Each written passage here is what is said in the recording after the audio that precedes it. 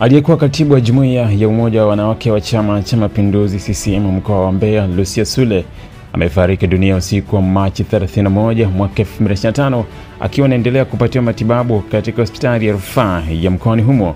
Lucia Sule, ambaye amekuwa chumba cha wagonjwa mahututi kwa muda wa siku 36 tangu apate ajali tarehe 25 mwezi Februari mwaka huu, kwenye ziara ya mwenyekiti wa Jumuiya ya Wazazi CCM Taifa Bwana Fadhili Maganya, amefariki dunia na kufikisha idadi ya watu 6 waliofariki dunia katika ajali hiyo, kwa mwandishi wa habari wawili.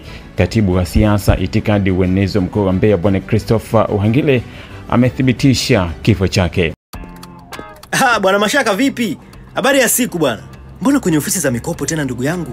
Ndugu yangu Clever, mikopo inanitoa roho. Vipi wewe kwenye madini? Mimi niliachana na hiyo kazi, maana kwanza mgodi uko mbali sana. Alafu gharama za uendeshaji mitambo kwa dizeli zilikuwa juu mno. Ndugu yangu pole sana. Kweli tulipata shida kwa muda, lakini tulipoletewa nishati ya umeme na serikali ya awamu ya 6, imekuwa ni suluhisho kwa changamoto zote hizi. Serikali ya awamu ya 6 kupitia REA imefanya kazi kubwa kuleta umeme hadi mgodini. Sasa hivi hatutumii tena mafuta. Mashine zinafanya kazi ya kuchota maji na mchanga kwa ufanisi mkubwa. Gharama za uendeshaji zimeshuka. Tunatumia teknolojia nzuri kwa unafuu.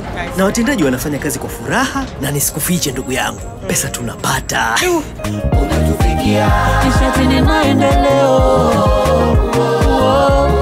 umewaka unatufikia.